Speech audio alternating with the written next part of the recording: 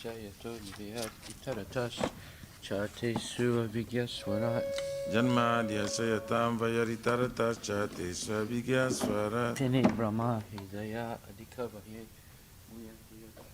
Tene Brahma Rudaya Adhikavaye Mujantija Surya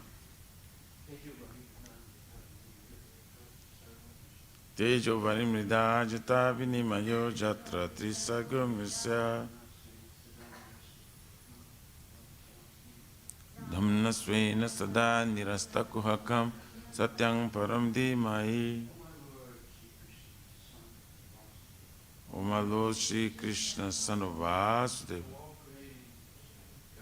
all-pervading personality of Godhead, respectful obeisances unto you.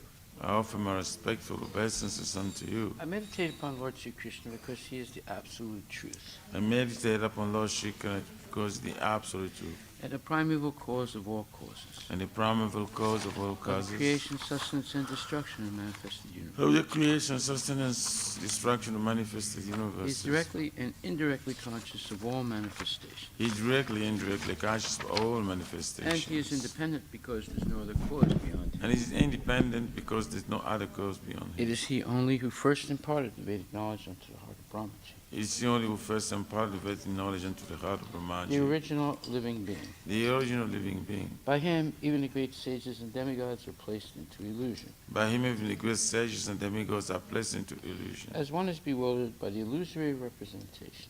As one is bewildered by the illusory representation. Of water seen on fire or land seen on water. Water is in the fire, land is in the water. Only because of him do the material universes. Only because of him do the material universe. Temporarily manifested by the reactions of the three modes of nature. Temporarily manifested by the reaction of the three modes of nature. Appear factual, although they are unreal. Appear factual, although they are unreal. I therefore meditate upon him, Lord Sri Krishna. I therefore meditate upon him, Lord Sri Krishna. Who is eternally existent in the transcendental abode. Which is eternally, which is forever free from the illusory representations of the material world. Which is forever free from the illusory representation of I meditate upon him, for he is the absolute truth. I meditate upon him, for he is the absolute truth. Dharma projita kaitavutra. Dharma projita kaitavutra. Paramo nirmatsaranam satam. Paramo nirmatsaranam satam. Vedyam vastavamatra vastu. Vedyam vastavamatra vastu. Shivadam tapatrayon mulanam. Shivadam tapotrayon mulanam. Kim vapurir ishvaraha. Srimad Bhagavate Mahamuni Krite. Srimad Bhagavate Mahamuni Krite. Kim vapurir ishvaraha. Kim vapurir ishvaraha. Sadyo hridi aburudyate. Sadyo hridi aburudyate. Priti bihi sususabhistakshana. Priti bihi sususabhistakshana. Completely rejecting all religious activities which are materially motivated.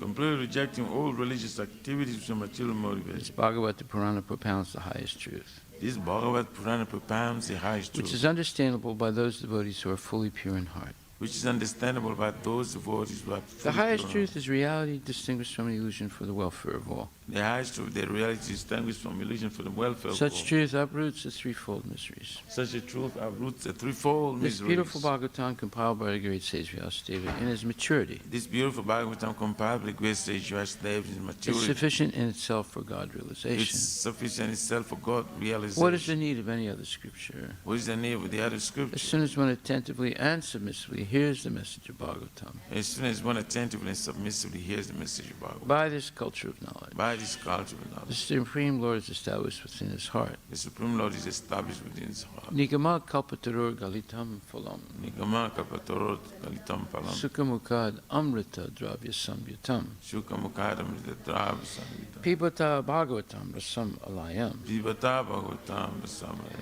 Muhur aho raska bhuvibhavukaha. Mura hura chika bhuvi O bhavuka. expert and thoughtful men relish Srimad Bhagavatam. O expert and thoughtful men relish Srimad The Bhagavatam. mature fruit of the desire tree of Vedic literatures. The mature fruit, the desired tree of Vedic It glory. emanated from the lips of Sri Sukadeva Goswami. It's emanated from the lips of Shishugadeva. Therefore, this fruit has become even more tasteful. Therefore, this fruit has become even more Although tasteful. its nectarian juice was already relishable for all, Although its nectarian juice is already relishable for all, including liberated souls. including liberated souls. Shinvatam swakata Swakata Krishna Bhagavatam Swakata Krishna Punya Shravana Kirtana Punya Shravana Kirtana Hridyantaksto hi abhadrani Hridyantasto hi abhadrani Vidu noti suhit satam. Vidu noti surit To satam. hear about Krishna from the Vedic literatures, To hear about Krishna from the Vedic literature, or to hear from him directly through the Bhagavad Gita, or to hear from directly through the Bhagavad is Gita, itself righteous activity. it's itself a righteous activity. And for one who hears about Krishna, When we hear about Krishna, Lord Krishna, who is dwelling in everyone's heart, Lord Krishna is dwelling within everyone's acts heart, as a best wishing friend, acts as the best wishing, and purifies the devotee who constantly engages in hearing of him. purifies the devotees constantly engaged in hearing of him. Nasta prayesu abhadresu Nasta praisha bhadrishu nityam bhagavata sevaya nityam bhagavata seva bhagavati uttamasloke bhagavati uttamaśloke bhaktir bhavati naistiki. bhaktir bhavati nistiki. In this way, a devotee naturally develops his dormant transcendental knowledge. In this way, the devotee naturally develops dormant transcendental knowledge. As he hears more about Krishna from the Bhagavatam As he hears more about Krishna from the Bhagavatam and from the and devotees, from the devotees, he becomes fixed in the devotional service of the Lord. fixing devotional service of the Lord. Tadarajastamo bhava Tadarajastamo bhava kamaloba dayaschaye kamalobha cheta dayascha etair navidam stitvam sattve prasidati. By development of devotional service, one becomes freed from the modes of passion and ignorance, One becomes free from the modes of passion, and thus material lust and avarice are diminished. and thus material lust and avarice are diminished. Evam prasana manaso Evam prasana manaso bhagavat bhakti yogataha bhagavad bhakti yoga bhagavat tattva vijnanam bhagavata mukta sanghasya jayate.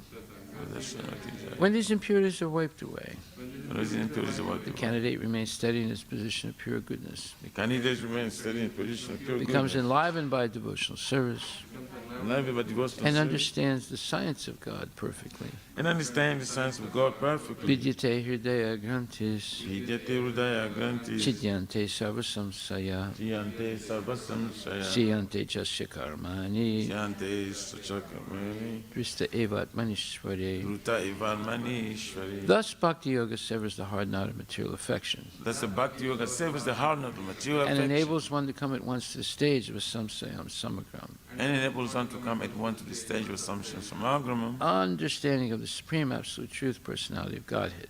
understanding the supreme absolute truth personality of Godhead. Therefore, only by hearing from Krishna or from his devotee in Krishna consciousness Therefore, only by hearing from Krishna or from his devotee in Krishna consciousness can one understand the science of Krishna. can one understand the science of Krishna.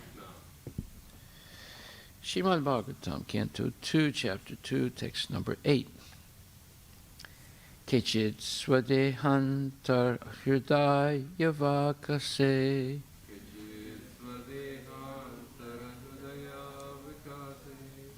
pradesamatram purusham vasantam Pradeshamatram purusham vasantam chaturbhujam kanjaratanga sankha Chaturbhujam kanjaratanga sankha gadadaram dharanaya smaranti. Gadadharam dharaya smaranti.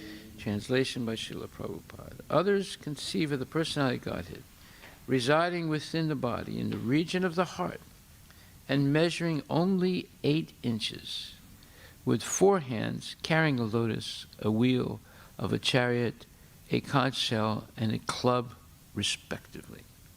Purport by His Divine Grace, A.C. Bhaktivedanta Swami Prabhupada. The all-pervading personality of Godhead resides as Paramātmā in the heart of each and every living entity. The measurement of the localized personality of Godhead is estimated to expand from the ring finger to the end of the thumb, more or less 8 inches.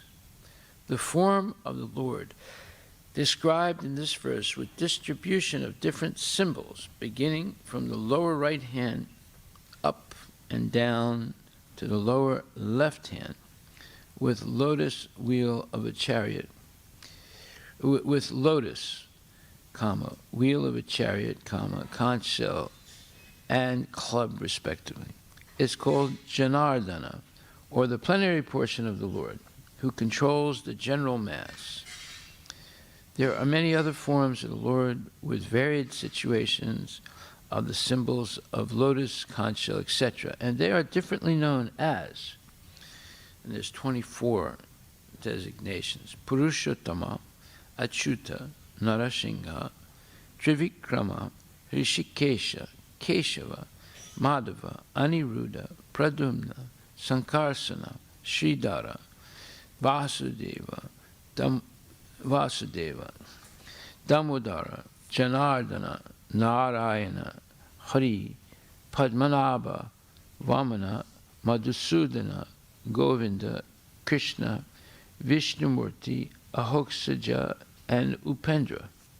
These 24 forms of the localized personality of Godhead are worshipped in different parts of the planetary system, and in each system there is an incarnation of the Lord having a different Vaikuntha planet in the spiritual sky, which is called the Paravyoma. There are many other hundreds and scores of different forms of the Lord, and each and every one of them has a particular planet in the spiritual sky, of which this material sky is only a fragmental offshoot. The Lord exists as Purusha, or the male enjoyer, although there is no comparing him to any male form in the material world.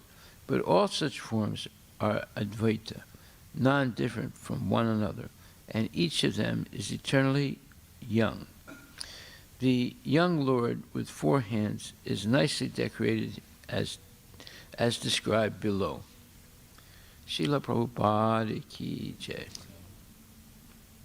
Well, now we're going to begin a description of the Paramātmā in the heart of all living entities. And the Paramātmā is an extension or expanded from Kshirodakshaya Viṣṇu, which is expanded from Garbhodakshaya Viṣṇu, which is expanded from Mahaviṣṇu. And these are the Viṣṇu incarnations in the material world, or expansions into the material world, for the creation, sustenance, and destruction of the material world. And then everything is wound up again into the body of Mahaviṣṇu, who is engaged in a yoga nidra meditation, and then until the need there is for the next expansion of the material creation, with all the living entities becoming manifest again. So it's quite a gigantic scope, and it's very difficult for individuals who are attached to the body to understand. Therefore, they consider it mythology or something made up or some fantastic story that has no reality, but that's not the fact.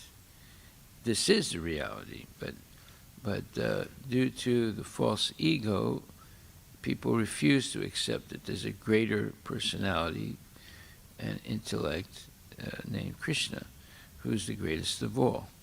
So, but all this detail is explained by Lord Chaitanya to Sanatana Goswami and Rupa Goswami, who have written it all down and Krishnadas Kaviraj has recorded or has used notes from the Goswamis to write the Chaitanya Charitamrita, which has all this information in it. Can people figure this out on their own? No. You would have to be taught this through the disciplic succession.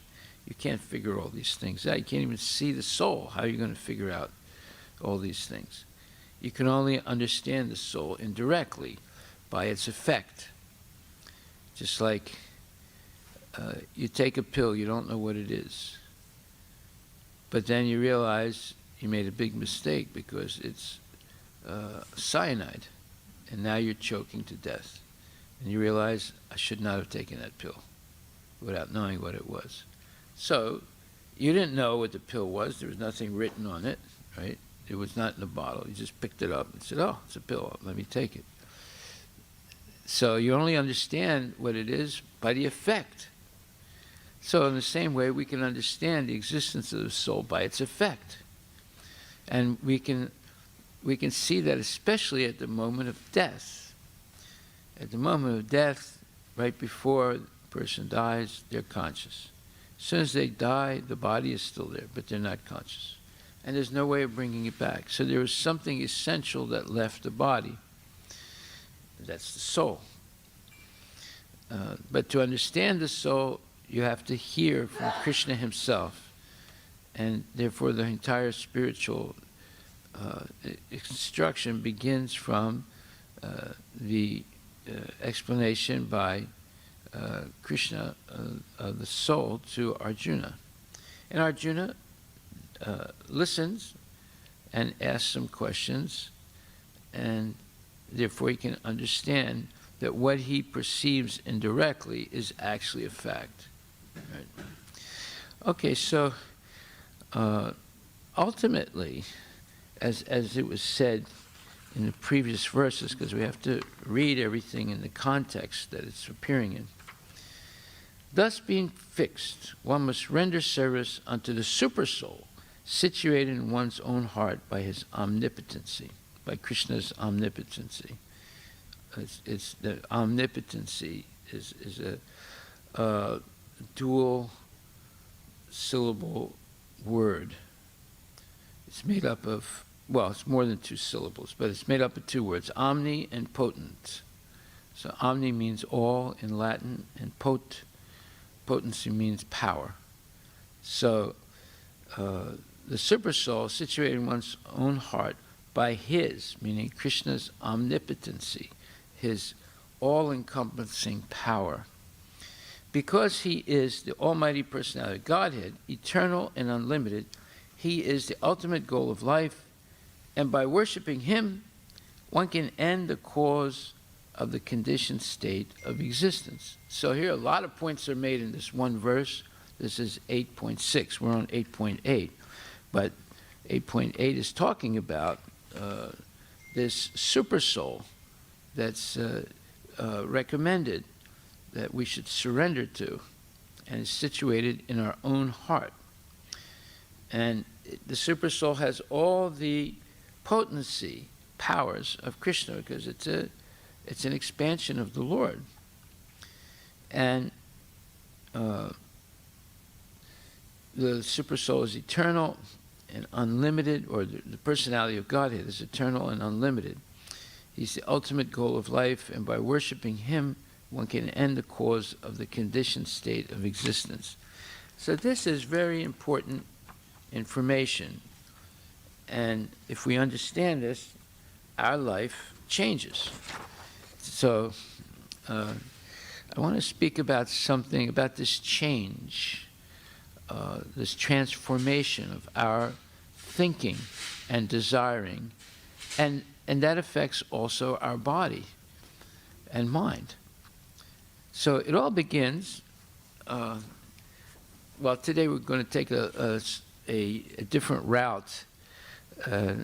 There's a poem by the famous English poet William Wordsworth, and he wrote a beautiful poem called The Rainbow. And the last two lines of the poem are what you would call gems of poetic wisdom.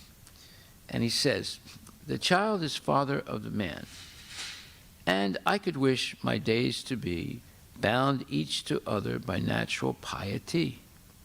Now, these are just two lines of a poem, or two or three lines of a poem, but actually it has very profound meaning.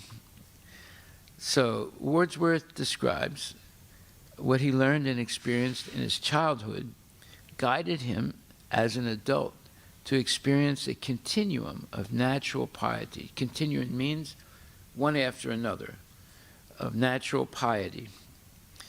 This implies that in the future, he may also be bonded with others whose natural piety is the quality of religious devotion for God, or to God. So he talks about, and I could wish my days to be bound each to other by natural piety. So he's talking about his days should be one after another, days of piety. In other words, he should live a spiritual life. That's what he's saying, day after day. And all of this because he learned certain things and experienced certain things in his childhood that's led him to this conclusion that my whole life should be spiritual. That's what he's saying here, right? So natural piety every day becomes a reality if we follow the culture of acting for the welfare of others by teaching them the inestimable value of love and devotion for God. So this is a stretch of what Wordsworth is saying. How can you have a daily life of piety? Piety, first of all, means that it's spiritual, and it's a relationship to God. That's what the piety is, are acts that are in relationship to God. And he says, and this is expressed in a Sanskrit proverb, para upakara, do good for the benefit of all. So, what is the highest good one can do? It is to gift a person with the highest truth of reality, distinguished from an illusion for the welfare of all. This highest truth is our eternal relationship with God, Krishna, which uproots all suffering and raises one to a permanent life of eternity, bliss, and knowledge. It begins by learning to do good deeds for the welfare of all. By giving or gifting relatives and friends holy gifts.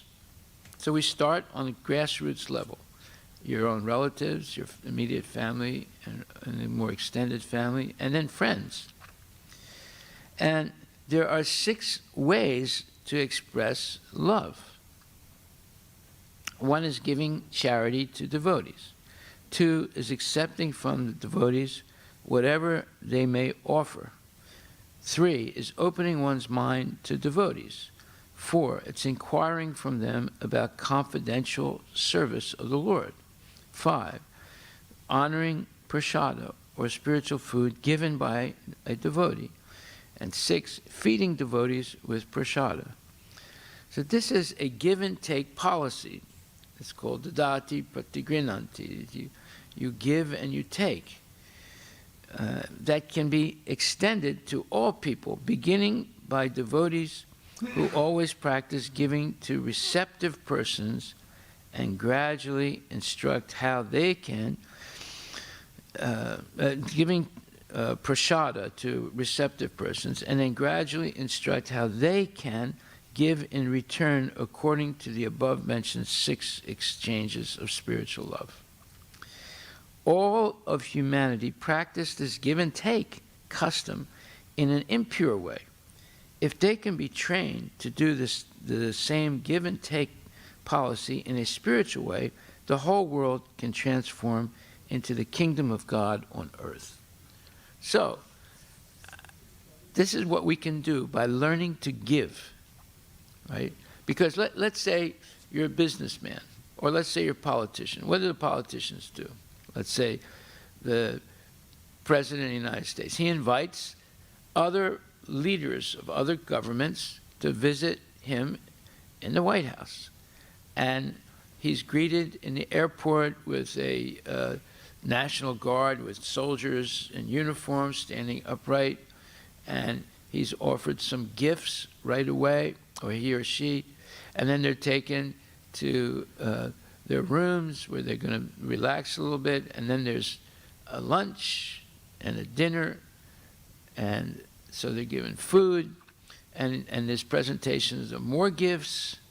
So this is what people do. Or if you have a Thanksgiving dinner, you're invited to your mother's or relative's house, and they greet you nicely, and they feed you, and may even give you gifts, and they talk about the wonderful remembrances in the past, of family affairs, things. So it's, this give-and-take policy is going on all over the place, right? But it's done in an impure way. If people can learn to do this give-and-take policy in a spiritual way, it can transform the world, right? So, therefore, first we understand what the highest level of this policy of give and take is. Dadati pratigrinanti guyam akyati prichyati bhunkte bojayate chaiva sadvida pritilakshanam. Pritilakshanam means the qualities, 6 qualities of love, right?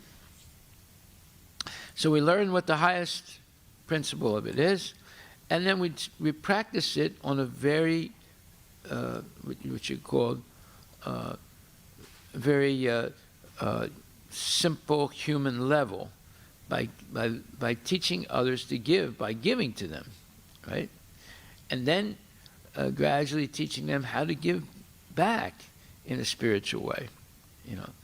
Like one time, there was a demon, and the demon was advised that if ever he wanted to be successful, he would have to meet Krishna. So, so the demon puts himself on a place where he knows that Krishna will pass by there. And when Krishna comes, the demon stops Krishna and says, "Dear sir, please accept this gift." And he gives him some meat. Well, he gave him something, right? But it's not acceptable. So Krishna very kindly tells him, "Look, I can't really accept this meat. You know, this is not something that I can accept. But I accept the fact that you wanted to give me something." And from that point on, the demon becomes purified, because the Lord accepted the gesture of what he wanted to give, not the thing itself. And then he instructs him how to give to him. So this is what we should do. This is called para upakar, doing good to others. But how do you do good to others? You teach them how to give proper gifts. And this is the idea, the extended idea of this poem by Wordsworth. He says, "The child is father of the man." That means that whatever you learn in your childhood will go with you throughout life, right? So if it's Harry Potter, or if it's Star Trek, or it's Mastercraft, that'll go with you the rest of your life, right? But if it's Srimad Bhagvatam, Bhagavad Gita, and festivals, and prasadam, and things, that'll go with you the rest of your life, right? Or if you've been molested, that'll also go with you the rest of your life. It's what happens in the childhood, because the child is the father of the man, right? And I could wish my days to be bound each to other by natural piety. So if we were learned in our childhood Krishna consciousness, then it's possible that every day of our life will be spiritual. We learned to wake up early, we learned to chant our rounds, we learn all these things, and it's happily learned. That's the whole point. It can't be forced. It's got to be happily learned. So how is something happily learned? It's something that the whole family does together. And therefore it's the natural habits. And it should be fun. Just like Krishna says in Bhagavad Gita, Raja Vidya Rajaguyam Pavitram Idam Uttamam Pratyaksha Bhagamam Dharmam Susakam Kartam Avyayam. Susakam Kartam Avyayam, the last line of that verse of the 7th chapter, 2nd verse, is it's happily performed. Devotional service is happily performed. It's not something forced. It's not something mean. It's something pleasurable and happy, because there are festivals, there's singing, there's dancing, there's gift giving and gift taking, and so all these 6 forms of loving exchange take place. That's what a temple is for these 6 forms of loving exchanges. And so when that's done properly, then a whole culture is established. The culture of give and take, of dadati pratigrinanti, and it's pritilakshanam. It's 6 ways of love and affection. So, therefore, if one if a child respects their parents, then very easily they will respect Guru and Krishna. And if this child grows up that doesn't respect their parents, they will have disdain and they'll keep their distance from Guru and Krishna, and they'll be attracted to demonic principles. So, therefore, this education comes after there's a relationship of affection. It doesn't come in a forced way. You can't educate in a forced way. You can only educate through affection. So, how did Prabhupada establish his authority? When he came to America, nobody knew that he was a pure devotee. Nobody knew that he's an exceptional person. They gradually, the first devotees gradually understood this by Prabhupada's affectionate exchanges with them. Now, he didn't have any money in the beginning, so his prasadam was a piece of an apple. Right? If you read the life of Prabhupada, it started with a cut piece of an apple. But he offered it with love and devotion, and the devotees accepted it. The first devotees accepted it. And eventually he taught them how to cook chapatis and sabjis and dal and rice. And now they also engaged in giving and receiving, giving and taking. So Prabhupada established his authority through affection, not by dictate. And then he began to instruct the devotees in the philosophy. First it was about just chanting and dancing and feasting, right? And those are enjoyable things. So in the Bhagavad Gita it says, Iti chetram tata jnanam gyayam choktam samsata mad bhakta itad vigyaya mad bhava yo papadyate. So this is 13th chapter, 19th verse. And it says, the field of activities, meaning the body, knowledge and the noble, have been summarily described by me, meaning Krishna. Only my devotees can understand this thoroughly and thus attain to my nature. So, now, because affection is established and trust, that's another main thing that has to be there in order to teach effectively someone else. There must be this affection and there must be trust. So now one can begin to explain higher order knowledge to the child or to a friend or a relative or someone you don't even know, right? But you get to know them, an acquaintance, you know. So Prabhupada says the Lord has described in summary the body, knowledge, and the knowable. This is education. You know your body because you're living in this body, so you have to know what this body is, right? And you have to know how to deal with it. Just like I remember a long time ago, in this apartment in this house that we were living in, you know, my wife and my kids. One day we were all talking and having a good time, and my wife was cooking something in the oven, baking something, and then she opens the oven to take something out, you know, and she didn't close the door. And one of my kids was walking around and they're laughing and they're having a good time. And then one of the kids sat on the open door of the oven and completely burned herself, you know. So she did that unwittingly, right? And my wife unwittingly left the door of the oven open while it was still very hot. So you see, we don't understand the body. You know, you sit on something hot, it's going to burn you. You put your hand on something hot, it's going to burn you, right?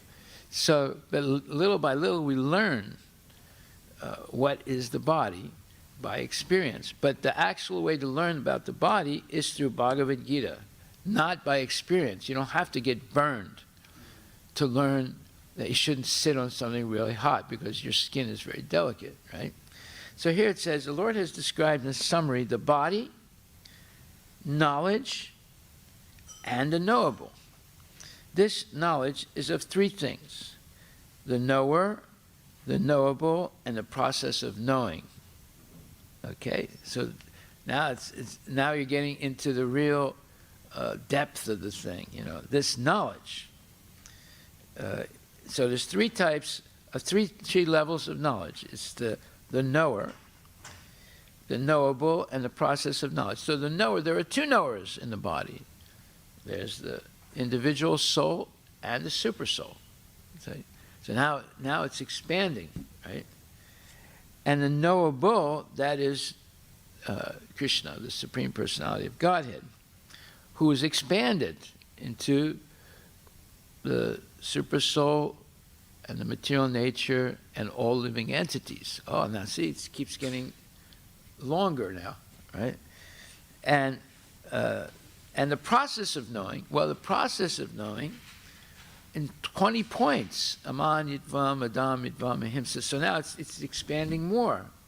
But these are the three fundamental things that you have to understand: the knower, the knowledge, and the knowable. Now, the knower, there are two knowers. The knowledge is 20 points of knowledge. Anything besides those 20 points is considered ignorance. And believe me, C++, JavaScript, it's not there. It's not in the list. So don't even think about it right now. It's not there, right? We'll get to that. And then, besides that, the knower, the knowable is Krishna, but all his expansions also have to be known, right? So now we see there's a huge expansion of knowledge. And knowledge is three things: the knower, the knowable, and the process of knowing. So combined, these are called vijnana, or the science of knowledge. There is a science of knowledge, right? Perfect knowledge can be understood by the unalloyed devotees of the Lord directly.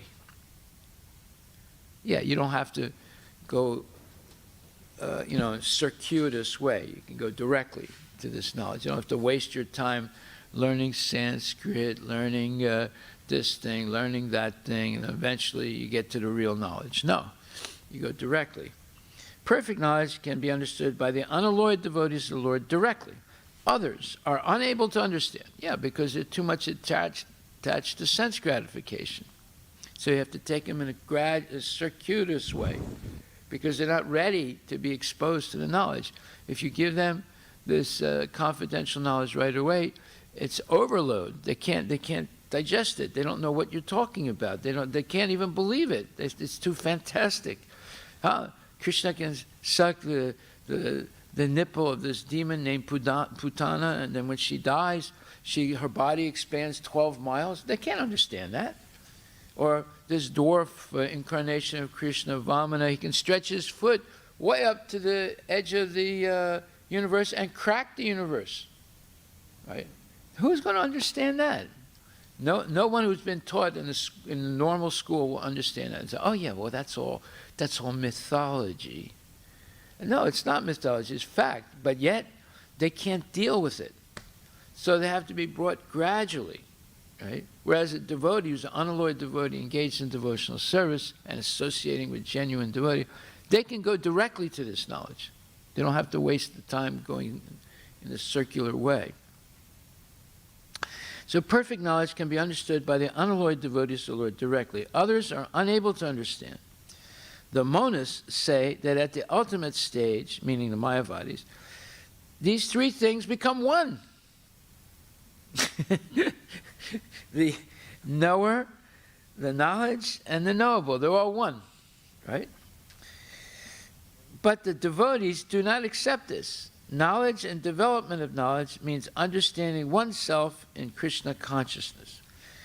That means you understand yourself in relationship to Krishna, in relationship to Krishna's expansion of Paramātmā, in relationship to the body, in relationship to the material nature, the relationship to all other jivas. So we are being led by material consciousness. So it says, knowledge and development of knowledge means understanding oneself in Krishna consciousness. We are being led by material consciousness, but as soon as we transfer all consciousness to Krishna's activities and realize that Krishna is everything, then we attain real knowledge. In other words, knowledge is nothing but the preliminary stage of understanding devotional service perfectly. In the 15th chapter, this will be very clearly explained. So this verse is in the 13th chapter, right? But it's explaining what is knowledge, the body, and the knowable. It's fundamental. Now, to summarize, one may understand that verses 6 and 7, Mahabhutani, Saṅkalpa, anyway, this verse begins Mahabhutani, and so forth, beginning from Mahabhutani and continuing through Chaitanya Dhriti, analyze the material elements and certain manifestations of the symptoms of life. These combine to form the body, or the field of activities. Because all the activities we're performing, it's through this body.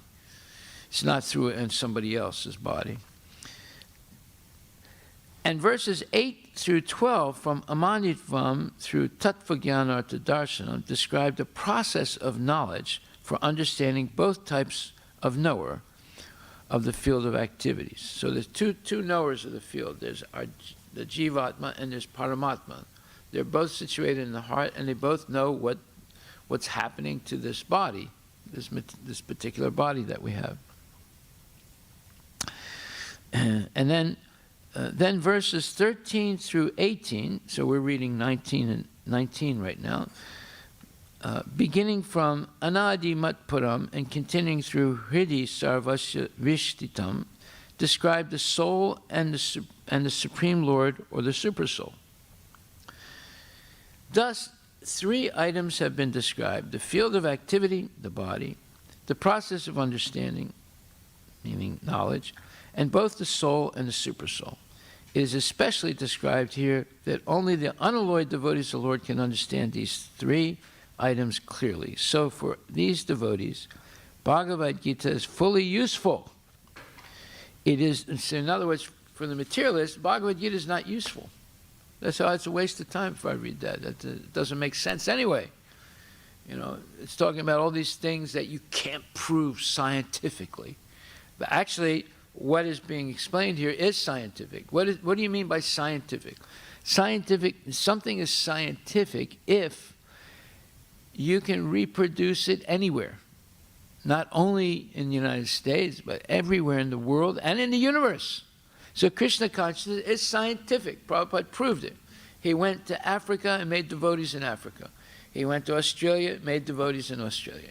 He went to the United States, he made devotees in the United States. He went to South America, made devotees in South America. He went to Russia, he made devotees in Russia. And he gave him this process of Krishna consciousness, chanting, dancing, and feasting. And he made devotees everywhere. That means it's science. It's reproducible everywhere. It's not just you can only do it in India. No. And then he went to India and he did it again in India, let's say. And in Afghanistan and Iran and Armenia and Turkey and Hungary and all these places, this process works. That means it's scientific, real science. See? It's not a junk science. Okay, so that's why it says that, therefore, by hearing from Krishna or from his devotee in Krishna consciousness, can one understand the science of Krishna.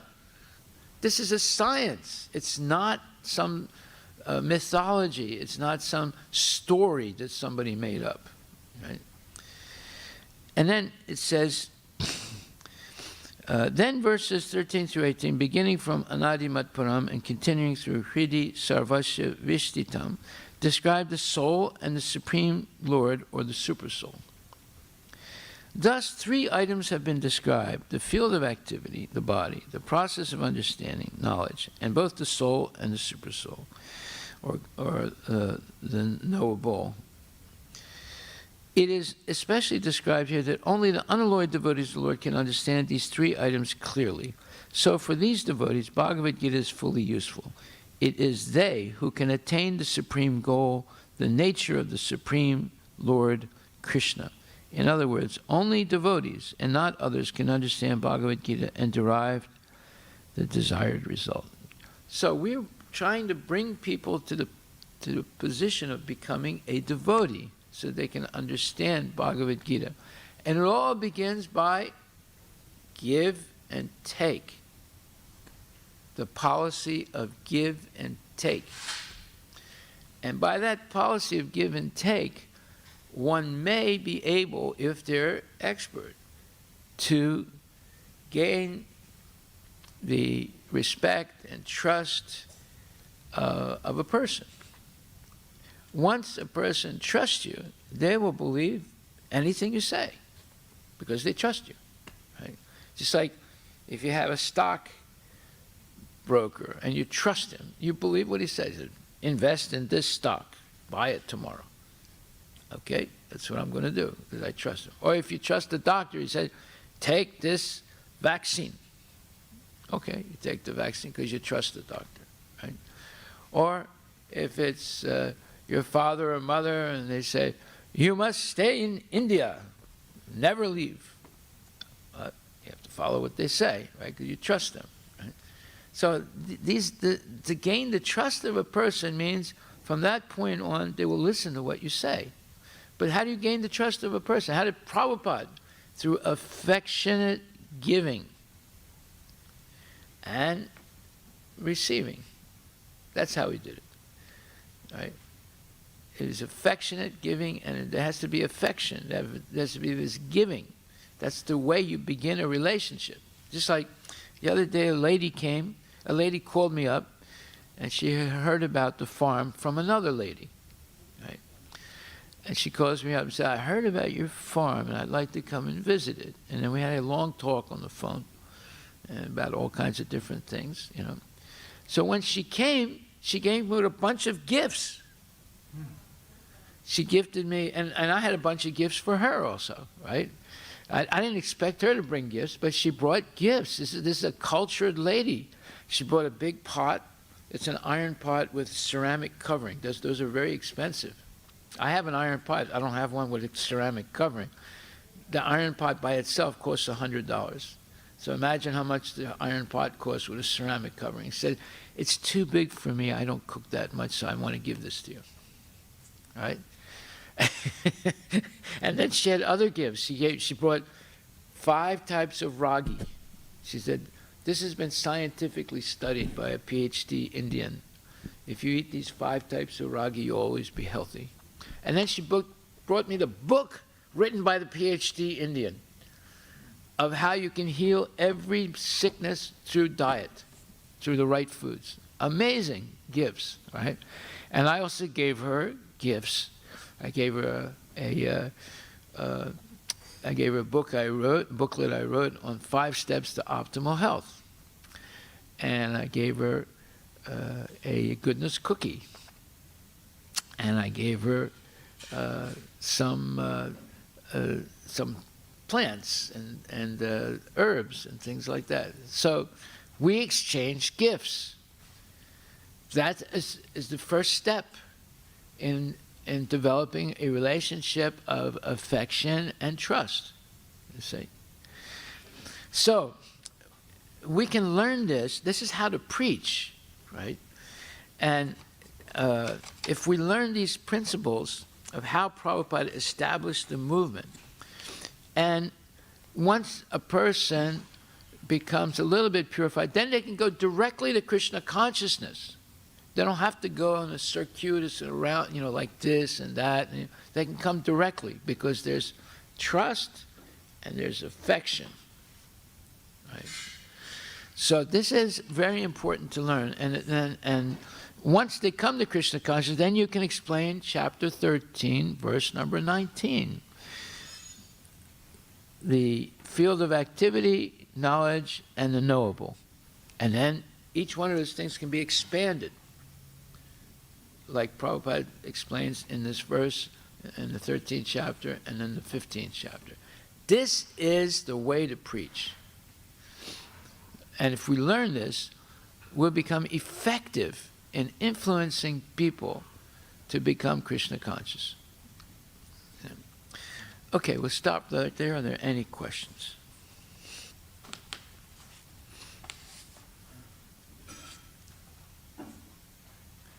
You got a question? Yeah. Say it in the microphone.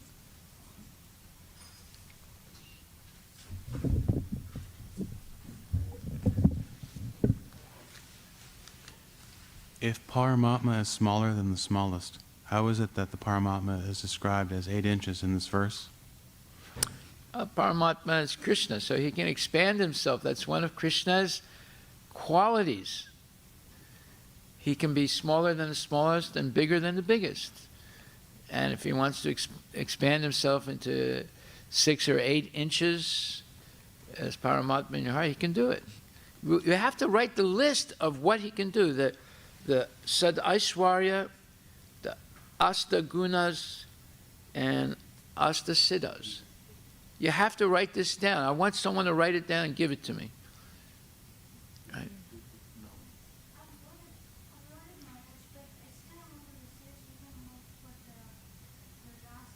Astaguna? No, it's in the Krishna book. It's in the Krishna book. It's in the Krishna book in the chapter on the one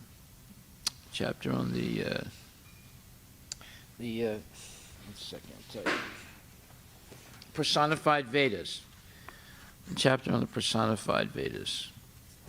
Right? Untouched by the modes of the material nature, he's never born, Yeah, never gets old, he never forgets anything, never is thirsty, never is hungry. he's not polluted by anything. Right.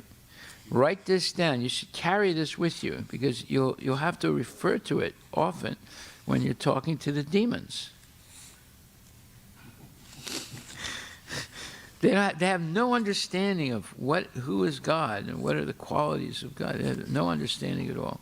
Therefore, they'll accept any Tom, Dick, and Harry as God, right? Because they don't understand. And by the way, those are not the only qualities you have to.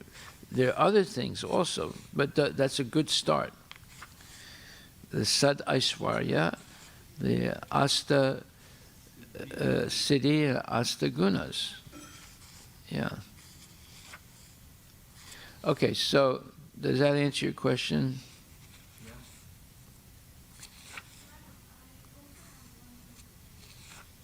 Okay, you have to come to the microphone.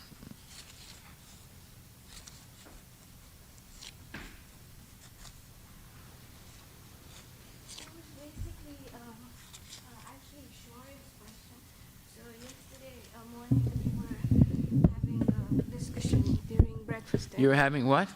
We were having discussion during, like mostly A discussion. Discussion, yes. Mostly he would talk when we are on dining table honoring prasadam. We discuss. So he had this question. So I didn't want to interrupt sometimes, in my own words. So I have got it recording. So he says,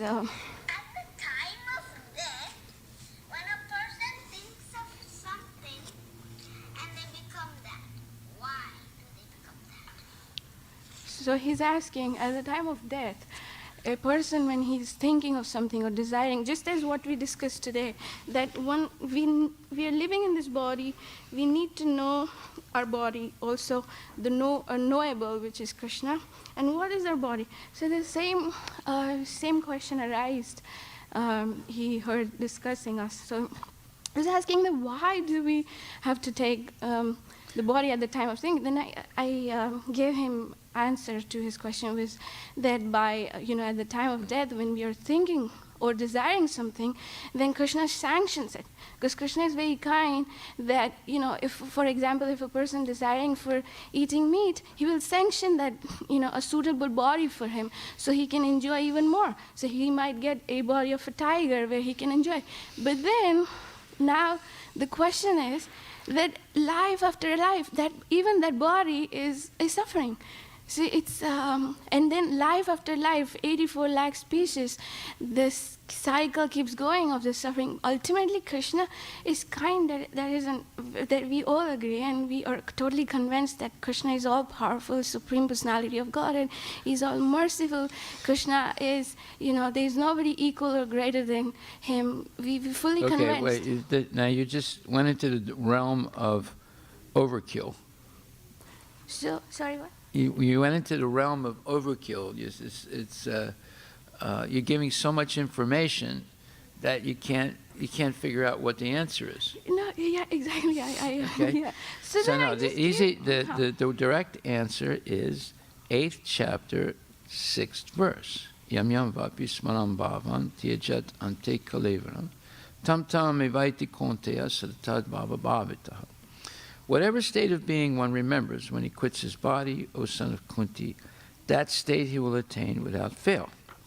Now, if you've been meditating your whole life on making money and having sense gratification, what do you think you're going to think about at the moment of death? You're saying Making money and having sense gratification, right? But if while you were making so much money and having sense gratification, you were eating meat, you were philandering, you were cheating, so what kind of body will you get? You're not going to get a human body. You're going to get a body first, maybe many times, for suffering for all those sins. There's a fantastic lecture by Prabhupada where he explains this in depth. I heard it yesterday, and I should play this. And these are early lectures that he gave. His early lectures are just amazing because he was explaining things to the devotees, the new devotees, just fundamental things. Like, for example, if you give money to somebody, you're going to be forced to take birth again to get the money back with interest in the next life. Did you know that? Let's say you loan a relative. The relative says, can you help me out? We're having hard times. You say, okay, so I won't loan you. I'll just give this to you. It'll take $10,000, right? Your relative and you will both take birth in the next life, and that relative has to pay you back with interest. So if you gave him $10,000, and then the next life he might have to give you back $40,000. Prabhupada explains this. In other words, if you're going to give money, you should only give it for advancing Krishna consciousness. Because if you give it to any XYZ, you're going to take birth again, they're going to take birth again, and you're going to get the money back with interest. But who cares about the interest? You're being forced to take birth again. Did you know that such a rule existed in the law of karma? Karma bandhan, my mother-in-law once told me. That my mother-in-law, Prabhu's mom. So my mother-in-law once told me that, you must never have, negative feelings or, you must always be positive, be peaceful mind. Okay, and one but should have, that's but okay. at that time, she's saying that karma bandha, because if you have certain exchanges, you'll have to come back to do that, like the karma bandhan. Yeah, exactly. Like the bounds of karma bandhans. Every action is being like karma, and that. So then the second verse to answer your son's question is in the 5th chapter, verse number 15, where it says, man proposes, God disposes. Yeah. Right? Chapter 15, verse number 15, where Prabhupada says, desire is a subtle form of conditioning for the living entity. Material desire, right? The Lord fulfills the living entity's desire as he deserves. Man proposes and God disposes. The individual is not, therefore, omnipotent in fulfilling his desires. The Lord, however, can fulfill all desires, and the Lord, being neutral to everyone, does not interfere with the desires of the minute, independent living entities. However, When one desires Krishna, the Lord takes special care and encourages one to desire in such a way that one can attain to him and be eternally happy. Okay, so those two verses, 8:6 and 5:15. Okay, so if you give an overload of information, it's not an answer because he wasn't convinced. the He person said that can't understand what you said. You said so many things. Right. He said, "I'm convinced. I want to know furthermore." So you just stick to these two. So he went to his daddy, and then he again He came back, and he's like. So the definitive answer is in these two verses. Okay. Okay. Haribol. And then Maharaj, I had further on that because first time I even thought over it, which I never, and I wrote it down because I may forget it due to the forgetfulness that this is conditioned life. So I wrote it down, Maharaj. You wrote what down? The question that arose after his question, giving answer. He asked the second question? Is that what you're saying? Second question was mostly mine, Prabhu, Maharaj. So, yeah. So, my question is, Krishna is kind. He gives us what we want or desire at the time of death. And when he sanctions that desire, we are put in that body, or we get suitable body for that to enjoy. Because human form of body is only meant for self-realization, serving, coming in contact with the devotees, and then serving the Lord and his pure devotees. But so that's only when one comes in a body of a human form of life. And even in that, it's still a struggle. Only if he comes in a contact of a devotee, he might, be able to finish this cycle of birth and death. But so I'll go through what I have wrote. So we get suitable body for that to enjoy even more. But how is that a kindness of Krishna? Because we are ultimately suffering in that body, in that material body. And then, for example, no, the kindness of Krishna is he's accompanying you in all bodies, and he's trying to help you come back to him. But if you keep desiring materially, then he'll keep letting you try and satisfy those desires. It's only when you desire to be with Krishna that he helps you. So you can only develop that desire to be with Krishna in the association of devotees. You're not going to come to that conclusion on your own. Yeah. It's in the association of devotees. So if you ask me, what is the most important thing in life?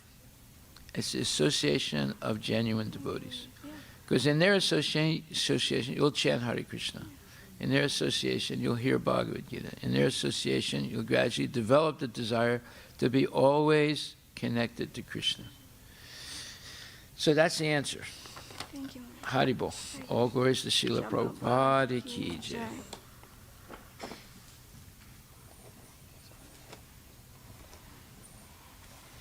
So if devotees are giving and trustworthy, then it's easy to stay in their association, and then it's easy to become Krishna conscious.